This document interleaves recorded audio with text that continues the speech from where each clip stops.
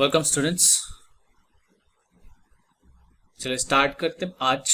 Probability का मतलब क्या है? प्रोबेबिलिटी का मतलब है चांसेस। ठीक है, जैसे हमने कभी क्रिकेट खेलते समय कॉइन को उछाला है ना, when you toss the ball, तो वहां पे या तो तुम्हारा हेड या तो टेल आएगा, तो इसको हम लोग कहते हैं चांसेस। तो हेड आने का चांसेस कितना है? 50%। टेल आने का चांसेस कितना है? 50%।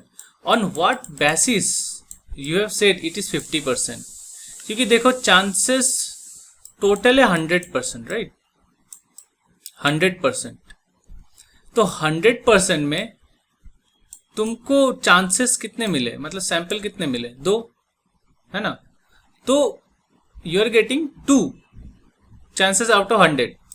तो ऑब्वियसली ना this chances will be divided by 2, तो 2 50 टाइम्स, है ना? तो each will be 50%. okay, these are the chances in percentage. okay, now how you will say that what is the probability of getting a head? what is the probability of getting a head? तो देखो, या तो तुमको head मिलेगा जब तुम उछालोगे, या तो टेल मिलेगा। ठीक है, उससे ज्यादा दिमाग मत लगाओ कि कॉइन बीच में रुक जाएगा तो क्या होगा। ठीक है, इतना दिमाग नहीं चलेगा। ठीक है, जितना दिमाग उतना। तो या तो हेड आएगा या तो टेल आएगा।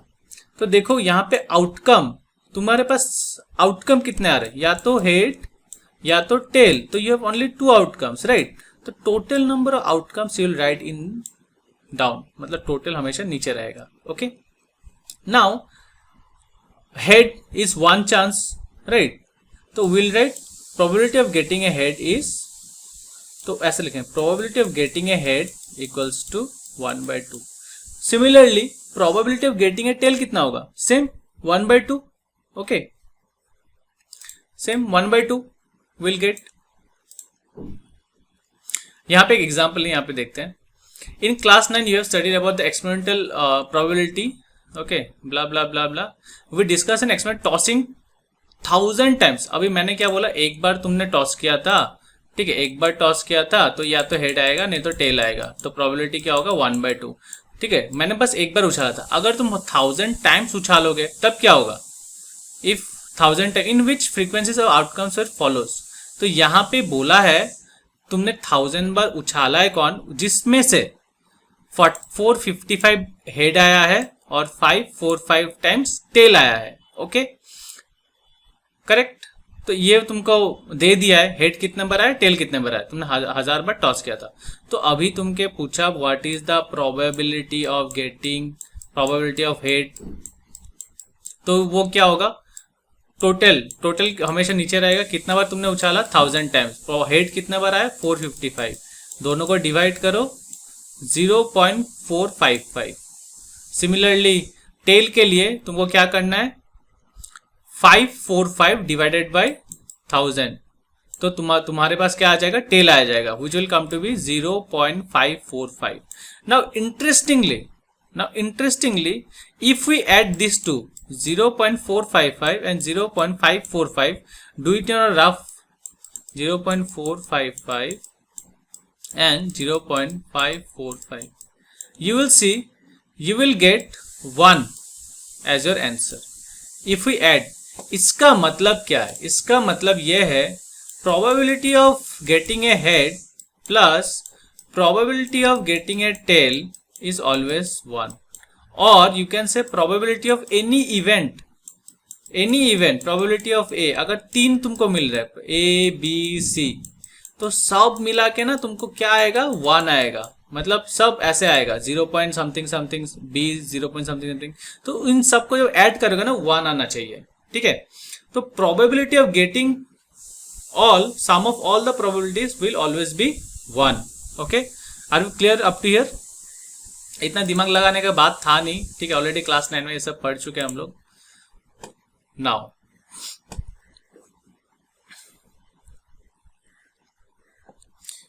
theoretical approach. Okay,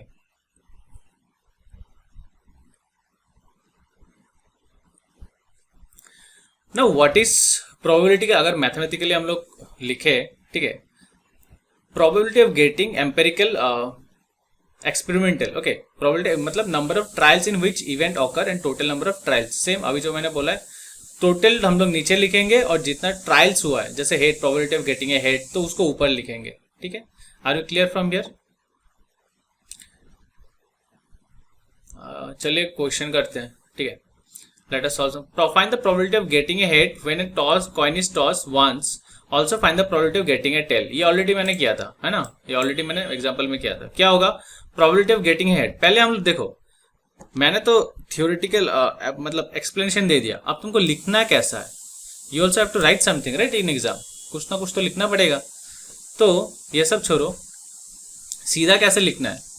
late E be the event getting a head, therefore number of outcomes favorable to E is 1। ओके, चलो इतना भी नहीं लिखना है, ये समझने के लिए। तो यहां पे देखो P है, यहाँ पे इतना सारा झमेला कर दिया, ठीक है। Let E equals to probability of getting a head, यहाँ से छोड़ दो, कुछ नहीं है, ठीक है, कुछ नहीं है। तो यहाँ पे मुझे क्या लिखना है, find the probability of getting a head, ठीक है, find the probability of getting a head. तो तुमको पहले लिखना है in tossing a coin once the number of possible outcome is 2। या तो हेड आएगा नहीं तो टेल आएगा, तो यहां से यहां लिखो, ठीक है। Tossing a coin once the number of possible outcome is 2, head या तो tail. Now probability of head equals to number of outcomes favourable, probability of head equals to number of outcomes favourable to head, HEAD। अगर तुम PE नहीं लिख रहे हो, ठीक है, हेड अगर E नहीं लिख रहे हो तो तुमको क्या लिखना है, head by total number of possible outcomes equals to 1/2। अगर ये लाइन भी नहीं लिखते हो एग्जाम में तब भी चलेगा। Similarly probability of getting a tail equals to 1/2, ठीक है। तो ये तुम्हारा आंसर हो गया। नाउ नेक्स्ट,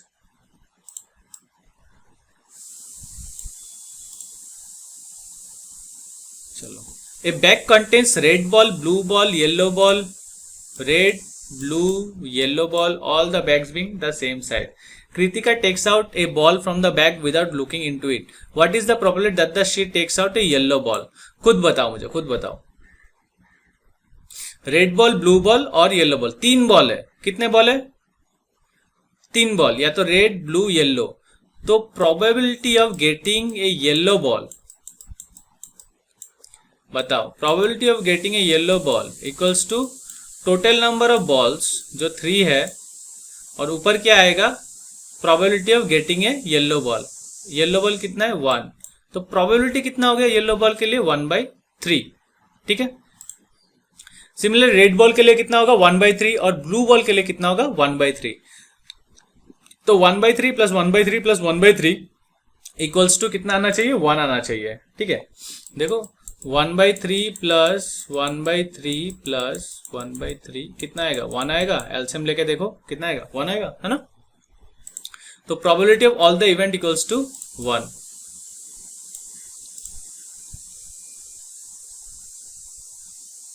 और यहाँ पे सॉल्यूशन देख लेना, ठीक है, कैसे लिखा हुआ है, तो वैसे लिखना है। Let Y be the event ball taken out is yellow, B be the event ball taken out is blue, R be the event ball taken out is red, therefore number of possible outcome equals to 3, therefore number of outcome favorable to event Y। Y मतलब कौन है, Y मतलब कौन है, Y मतलब कौन है, yellow, Y मतलब येलो, ओके, इक्वल्स टू 1। एक ही बॉल है तो कितना होगा, 1 होगा। देखो probability by Y equals to 1/3।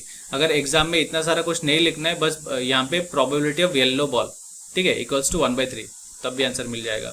अगर 2 मार्क्स का क्वेश्चन है, ठीक है, 3 है ना, नहीं तो let Y be the event the ball taken out is yellow, तो पी वाई इक्वल्स टू 1/3। तो एग्जामिनर समझ जाएगा तुमने येलो बॉल के लिए बोला है, ठीक है। नहीं तो डायरेक्टली वहां पे अंदर में लिख देना येलो करके।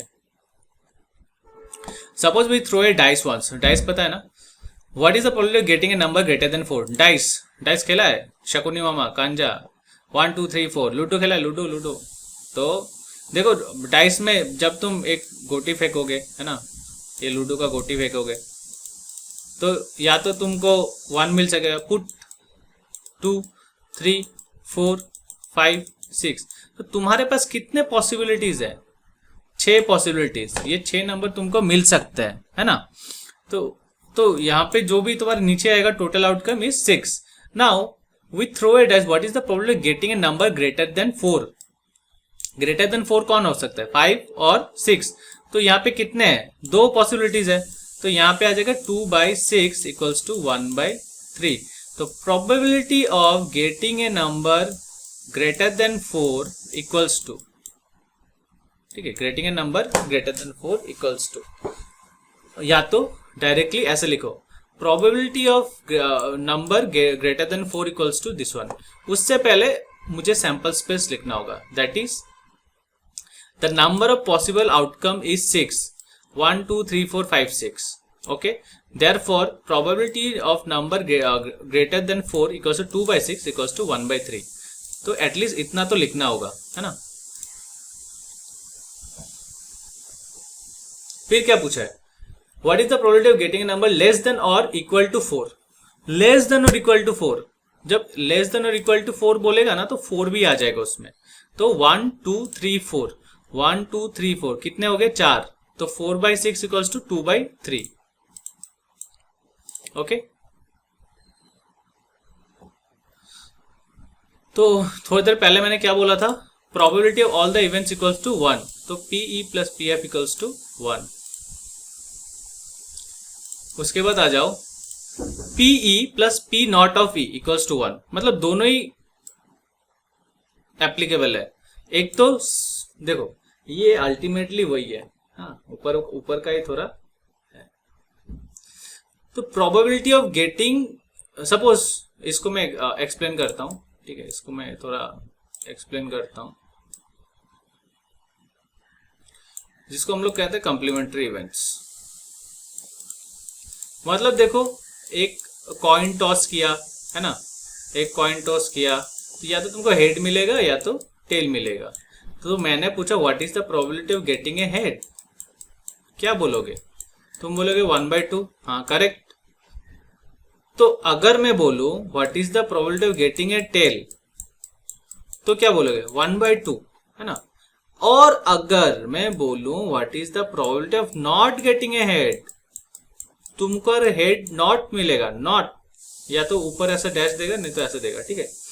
नॉट गेटिंग ए हेड, इसका मतलब क्या है? नॉट गेटिंग ए हेड मतलब क्या? मतलब तुमको टेल मिल रहा है। अल्टीमेटली तुमको यहाँ पे कौन सा आंसर लिखना है? टेल का आंसर लिखना है। Probability of not getting a head, जब तुम देखो वर्ड को समझो, probability of not getting a head मतलब क्या? Probability of getting a tail, है ना। मतलब तुमको ये निकालना है इनडायरेक्टली, है ना।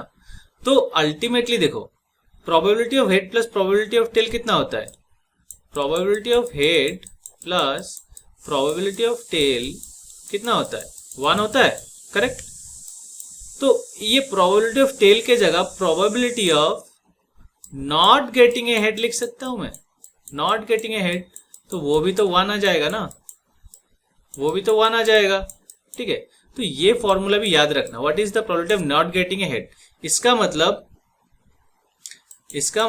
Probability of not getting a head, अभी इसको यहां पे रखो और इसको राइट साइड में लेके जाओ, इस equals to 1 minus probability of getting a head. Not getting a head मतलब क्या? 1 minus probability of getting a head. तुम्हारा आंसर यहाँ पे आ जाएगा।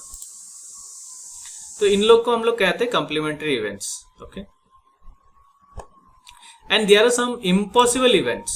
इम्पॉसिबल इवेंट, तुमने एक डाइस फेंका, है ना, तो डाइस में क्या आता है? 1 2 3 4 5 6 आ सकता है, उससे ज्यादा आएगा। तो मैंने पूछा what is the probability of getting 8। अभी डाइस में तो 8 है ही नहीं, तो प्रोबेबिलिटी तो 0 हो गया ना। टोटल नंबर क्या हो गया? 6।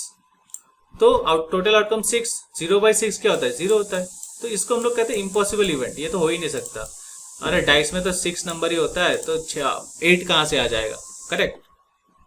तो इसको हम लोग कहते हैं इम्पॉसिबल इवेंट्स। फिर हम लोग बोलेंगे श्योर शॉर्ट इवेंट्स या फिर सर्टेन इवेंट्स। जैसे कोई एक मैंने बोला what is the probability of 6 getting number less than 7, ठीक है। तो number probability of number getting less than 7, तो डाइस में कितने नंबर है 1 2 3 4 5 6, ठीक है।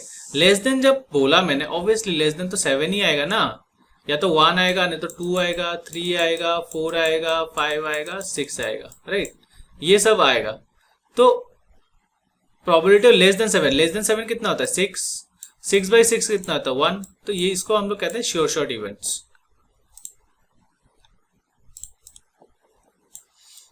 ओके, और ये कार्ड्स का क्वेश्चन है, कार्ड्स का क्वेश्चन इंपॉर्टेंट भी होता है, तो तुमको कुछ कुछ याद रखना होगा, है ना, कुछ कुछ याद रखना होगा। एक टेबल मैंने क्लास 9 में भी बताया था, अभी फिर से बता देता हूँ, ठीक है। इसको आराम से कहीं पर टेबल बनाओ, ठीक है, और इसको भूलना मत कभी।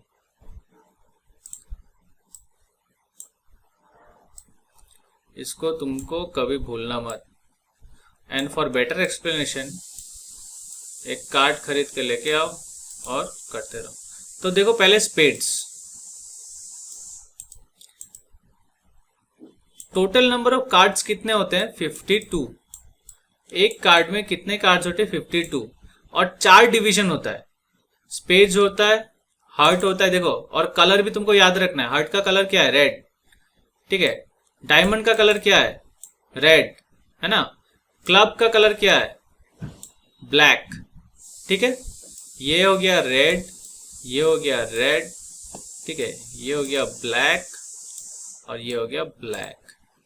तुमको सिंबल, नाम, सिंबल, कलर याद रखना है।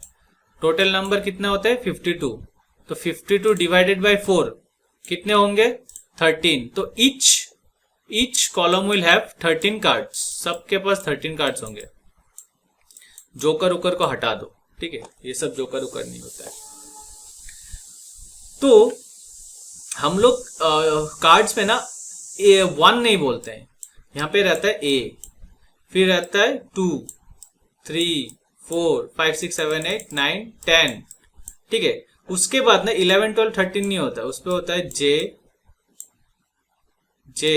Q K, ठीक है। जैक, क्वीन, किंग याद रहेगा, जैक, क्वीन, किंग, ये तीनों को हम लोग बोलते हैं फेस कार्ड। फेस कार्ड क्यों? क्योंकि यहां पे ना तस्वीर बना, मतलब देयर इज अ, मतलब फेस बना रहता है जैक का, क्वीन का, किंग का, बाकी किस में नहीं रहता है ना, एस में भी नहीं रहता है, इसको कहते हैं हम लोग एस, ठीक है। इक्का को बोलते हैं हम लोग एस। फिर 2 3 4 5 6 7 8 10, फिर जैक, क्वीन, किंग, तो ये बोलेगा फेस कार्ड। तो क्वेश्चन कैसे आ सकता है, how many face cards are there in a deck of cards. तो फेस कार्ड्स कितना हो जाएगा बताओ, 3 यहाँ पे, तो ऑब्वियसली इन लोग के पास भी तो 3 है ना, 3 3 3 3 12, ठीक है। 12 divided by 52, probability of getting A face card is 12/52, जो डिवाइड करने के बाद आंसर आएगा वही तुम्हारा आंसर होगी, है ना। ये हो गया फेस कार्ड। तो अभी इसके रिलेटेड हम लोग क्वेश्चन करेंगे, और तुमको अगर पूछेगा how many red cards are there in a deck of card, suppose shuffle किया, ठीक है, कार्ड को शफल किया, मैंने पूछा what is the probability of getting a red card, बताओ तो मुझे प्रोबेबिलिटी ऑफ रेड कार्ड कितना होगा, दिमाग लगाओ। टोटल नंबर ऑफ कार्ड्स कितना हो गया 52, है ना। रेड कार्ड कितना है 13, और यहाँ पे 13, टोटल मिलकर कितना हो गया 26, है ना। Probability of getting a red card कितना हो गया 1/2, है ना। क्योंकि ब्लैक, देखो कार्ड्स में ना ब्लैक आधा है और रेड आधा है, 26 ब्लैक है और 26 रेड है, ठीक है।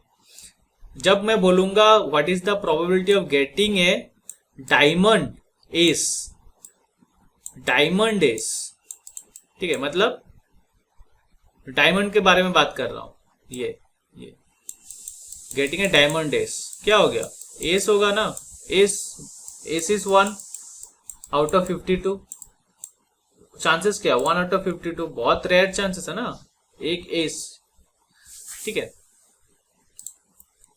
चलो एग्जांपल करते हैं फिर और बेटर हम लोग समझते हैं। 1 card is drawn from well shuffle card of 52 cards, calculate the probability of that the card will be an ace. इक्का, पहले बोल दिया कि इक्का आना चाहिए। देखो इक्का कितना होता है एक कार्ड में, मैंने अभी भी क्या बोला, इक्का कितना होता है, इसका इसके पास एक है, इसके पास एक है, इसके पास एक है, इसके पास एक है, तो टोटल कितना हो गया 4, है ना। तो how many ace are there, there are 4 aces in a deck, right, 4, and how many cards are there 52, possible outcome कितना है 52, therefore probability of getting E is equals to P E क्या होगा 4/52 इक्वल्स टू 1/13, सही है। Next क्या पूछा है, not be an S, अरे सीधा फॉर्मूला लगा दो 1 माइनस 1/13, ठीक है, 1 minus 1/13, not getting an S कितना होगा 13 minus 1 12/13, not getting an S.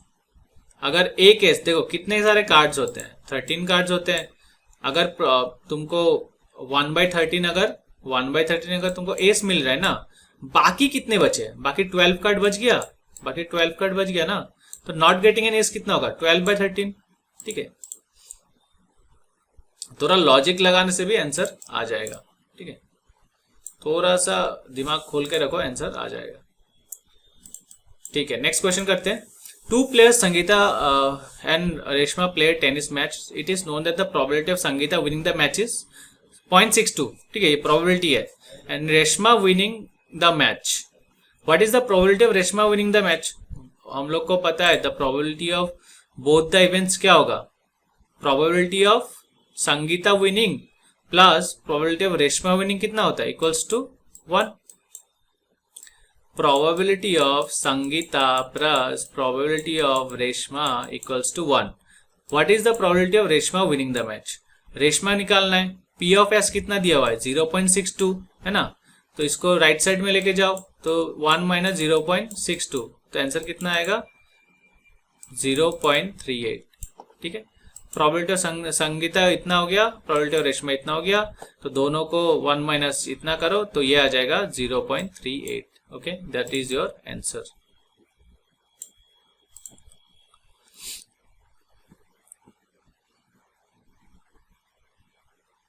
Okay, ये क्वेश्चन इंपॉर्टेंट भी है, ठीक है, इंपॉर्टेंट भी है। Savita and Hamida are friends, what is the probability that both will have different birthdays same birthdays ignoring the leap year, मतलब क्या 365 बोला है ना, ignoring the leap year, leap year क्या होता है 365, तो डिफरेंट बर्थडेज, ठीक है, different birthdays, if Hamida's birthday is different from Savita, number of favorable outcomes for her birthday is 365 minus 1, तो 364 days, ठीक है। कितना, what is the probability of different birthdays, obviously एक दिन में तो सेम बर्थडे नहीं होगा ना, अलग अलग कोई होगा, है ना, अलग अलग दिन में होगा। अगर इसका आज जनवरी में हो गया तो इसका कहीं और में होगा, है ना, बट इसका तो कहीं ना कहीं पे हुआ था ना 365 डेज में से, तो 365 डेज में से इसको पहले माइनस करो, ठीक है, तो हम लोग का आ जाएगा 364 डेज। तो डिफरेंस कितना आ जाएगा, डिफरेंट कितना आ जाएगा 364/365 डेज, अगर डिफरेंट पूछे, है ना। देखो अगर बोलेगा कि सेम बर्थडे एक ही दिन में हो गया, तो सीधा सा बात है, probability of different birthdays 1 minus probability of different birthdays कर दो, तो वो तुम्हारा आ जाएगा प्रोबेबिलिटी ऑफ सेम बर्थडे। मतलब क्या, सेम बर्थडे क्या हो गया 1 आउट ऑफ 365, सेम डे मतलब क्या होता है 1 होता है ना, और 365 डेज है, तो डायरेक्टली 1/365 भी लिख सकते हो, कोई दिक्कत नहीं है।